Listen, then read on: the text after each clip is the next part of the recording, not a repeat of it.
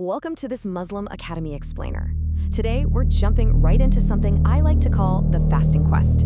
When we look at the beautiful practice of fasting, or Sawm in Arabic, we're really looking at this grand adventure. It's an adventure that builds up our strength, our patience, and our connection to our faith.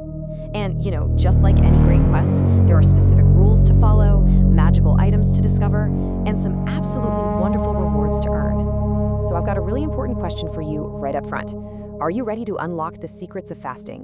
Whether you're gearing up for your very first Ramadan, or maybe you just want to understand this incredibly special pillar of Islam a whole lot better, you are in the exact right place. We're going to break down the core rules of this mission so that you can become a true champion of your faith.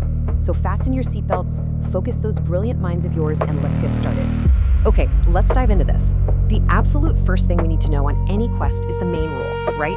The core definition of Sawm, which again is the Arabic word for fasting, means that we completely avoid food and drink starting right at dawn. That's that super early time in the morning when the sun is just barely starting to peek out, which we call Fajr. And we keep avoiding food and drink all the way until the sun goes completely down in the evening, which is Maghrib. Think of it kind of like hitting a giant pause button on your tummy during the daylight hours. It takes a lot of focus for sure, but the rewards, they are absolutely huge. What we're looking at here is an authentic lesson straight from Muslim Academy. This is exactly the kind of fun, structured, and easy to understand Arabic material that students just like you use in their classes every single day. And hey, even if you don't read Arabic just yet, don't worry about it at all. That's exactly what this adventure is for, to take these beautiful, timeless lessons and make them super easy and fun to understand.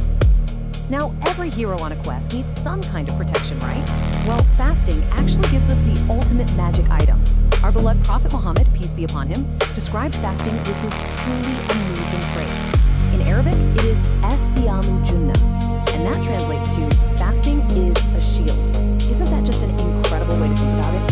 When you're fasting, it's like you're holding up this invisible, powerful shield all day long. But what exactly is this shield protecting us from? Let's look at how this invisible shield actually works in action. You see, Sawm isn't just about giving our stomachs a rest from food and drink. It's really about giving our habits a checkup too. The fasting shield fiercely protects our Islamic manners. It blocks bad words from leaving our mouths. It blocks us from fighting or arguing with our siblings and friends. It absolutely stops us from lying. And it protects us from any kind of bad behavior. So when you feel hungry or thirsty, use that as a reminder to hold your shield up high, stay patient, and show the very best version of your character to the whole world. Now, let's be real. Sometimes on a long journey, you just need to pull over at a rest stop. Islam is such a beautiful religion of ease and mercy, and Allah knows exactly what we need. So there are these built-in exemptions. That basically means there are specific reasons why someone gets a break from fasting. For example, if you're sick and need medicine and rest to get better, you don't have to fast. And if you're traveling on a long trip to another city, you get a break then too. You just make up those fasting days later when you're feeling better or when you get back home. It's really just Allah's way of taking care of us when things get a little too tough. So what can you actually do while you're holding up that amazing shield all day? You can take action. Here is your official Islamic Manners action plan for the holy month. Help your parents prepare the iftar meal. Iftar is that incredibly joyful moment at Maghrib when the sun sets and we finally get to eat and drink.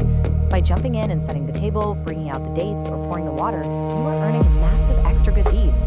It's honestly the perfect way to show love to your family and make this fasting quest a true team effort. Now, what's really interesting about all this is that the quest doesn't actually have to end when Ramadan is over. Muslim Academy materials also teach us about voluntary fasting, or siyam al-tatawwu in Arabic. Think of these like exciting side quests in your favorite video game. These are extra days throughout the whole year where we can choose to fast simply because we want to please Allah and earn even more of those wonderful rewards. We've highlighted exactly when these side quests happen. Our Prophet, peace be upon him, highly recommended fasting on certain specific days. Mondays and Thursdays are fantastic days to do a voluntary fast every single week if you can. And then there are these very special, rare days like the day of Arafah. Knocking out these extra fasts is literally like getting bonus points on your quest. It keeps your fasting shield super strong all year round. All right, focused learners, it is time for a challenge. Let's pause for a quick fasting quiz to see how much of this quest you've mastered so far. Here is question number 1. Think back to the very beginning of our explainer. What are the start and end times for fasting? I'll give you a couple of seconds to shout out the answer. And the answer is from Fajr, which is dawn, all the way to Maghrib, which is sunset. Excellent job. Seriously, if you got that right, give yourself a massive pat on the back. You are really paying attention to the core rules of this mission. Okay, let's move right along to question number 2. Let's see if you remember our little discussion about the rest stops. What are the 2 main reasons we talked about where someone gets a break from fasting and can just make it up later? Think hard. What were those 2 exemptions? The answer is being sick or traveling. Fantastic work. Remembering this is absolutely crucial because it reminds us that Islam is always fair, it's balanced, and it's full of mercy. Allah wants us to succeed on this quest, not to make things impossibly hard for us. Now, every hero on a quest needs a great guide, don't they? Trying to learn all this alone can be kind of tough, but just look at the difference here. Muslim Academy provides expert, native Arabic-speaking teachers who are incredibly patient and deeply supportive. They literally take you by the hand and make sure you truly understand and, more importantly, love what you're learning. So why actually choose Muslim Academy for your family's journey? Well, first off, they offer live one-to-one classes, meaning your teacher is totally focused on you.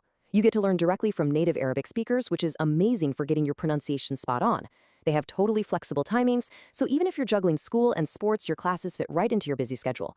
And most importantly, as you've hopefully seen today, the lessons are designed to be fun, engaging, and perfectly child-friendly. It is just the best environment to grow your Islamic knowledge, master proper tajweed, and build incredible Islamic manners. Which brings us to the end of our adventure today. I've got one final, highly provocative question for you. Are you ready to become a true champion of your faith? Are you ready to start your very own Quran and Islamic studies journey today with a free trial class at Muslim Academy?